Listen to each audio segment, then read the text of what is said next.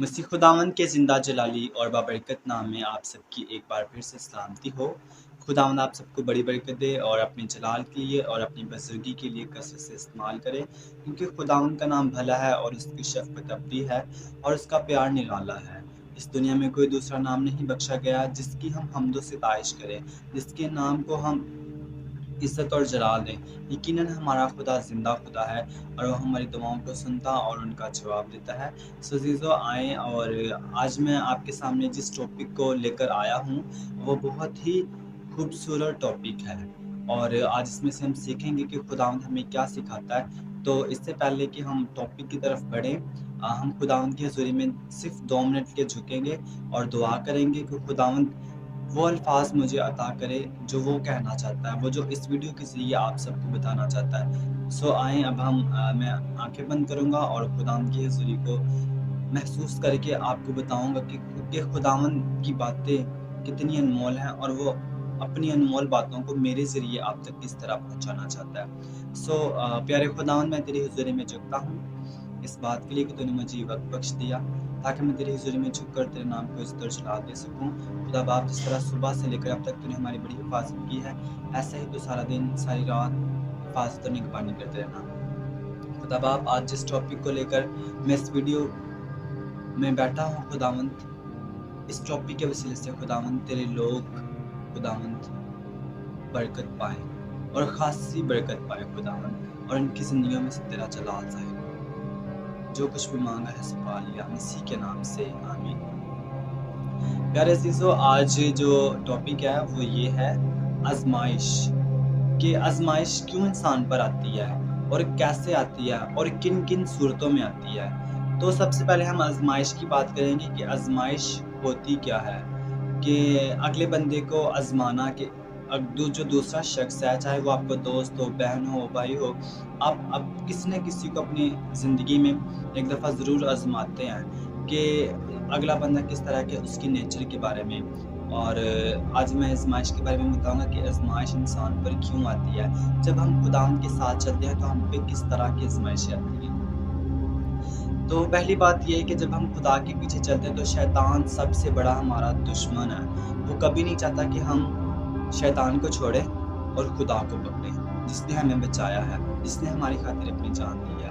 तो हमारा सबसे बड़ा दुश्मन कौन है? शैतान है। और हमारा रूहानी हथियार क्या है?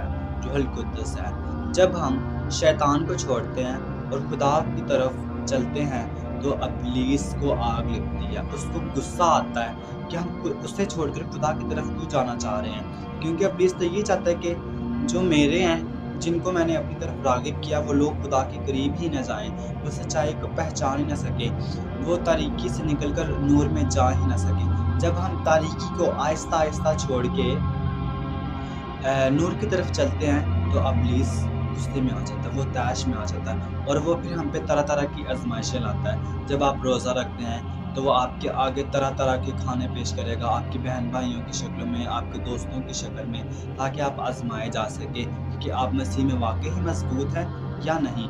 और इब्लीस आपको बहुत तंग करेगा, आप पे आज़माइश लाएगा, आपको नुकसान पहुंचाने की कोशिश करेगा, आपके ख्वाबों में रात को आएगा, आपको तंग करेगा, आपका हर वो काम जो सीधा होता है उसको बिगाड़ देगा। आज़माइश है ताकि तुम तंग आकर यीशु मसीह को छोड़कर उसके पास आ जाओ वापस। इस तरह की बातें आपके ज़हन में लाएगा जो आपने कभी सोची नहीं होगी। आपके बहन भाइयों के ज़रिए, आपके माँ बाप के ज़रिए से ऐसी ऐसी बातें उनके मुँह से निकलवाएगा जो आपने कभी सोची ही नहीं होगी। आपके घर में लड़ाई होगी, शैतान वहाँ पे आएगा, शैतान वर्गलाएगा और आपको लड़ाएगा ताकि आप आज़माइश में पड़ सको। लेकिन मेरे अज़ीज़ों, आपने क्या करना है? खुदा जब यीशु मसीह ने 40 दिन का रोज़ा रखा तो शैतान ने उसको आज़माया, उसकी भी आज़माइश की।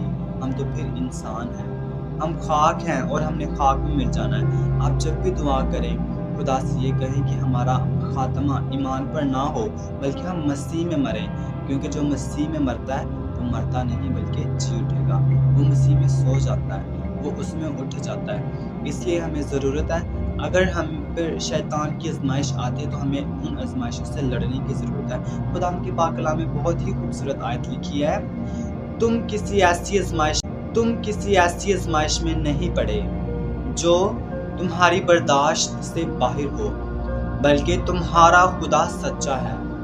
वो तुम पर किसी ऐसी आजमाइश को नहीं लाएगा जो तुम्हारी ताकत से या जो तुम्हारी बर्दाश्त से बाहर हो, बल्कि तुम्हारा खुदा तुम्हारे लिए रास्ता पैदा करेगा ताकि तुम उस आजमाइश में से निकल सको।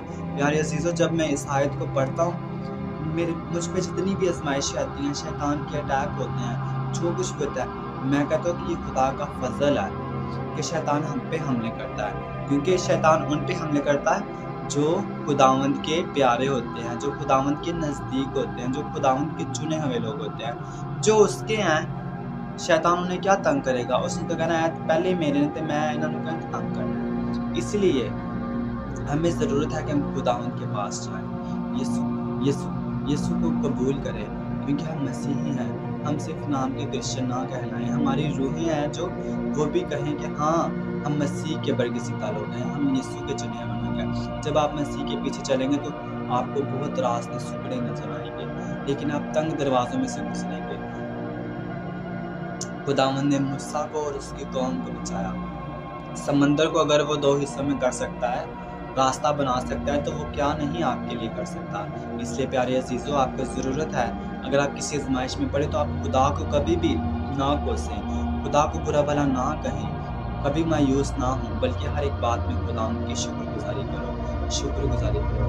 यीशु तेरा शुक्र, पाक तेरा शुक्र। जब आप हर वक्त हर हाल में यीशु का शुक्र करेंगे तो आप ज़्यादा ब्लेस होंगे, खुदावंद आपको बड़ी बरकत देगा। मैं उम्मीद करता हूँ कि खुदावंद आपको इस वीडियो के ज़रिए बड़ी बरकत देगा और आप कभी भी खुदावंद से नाराज़ नहीं होंगे, मायूस नहीं होंगे, क्योंकि वो तो हमारी दुआएं नहीं सुनता।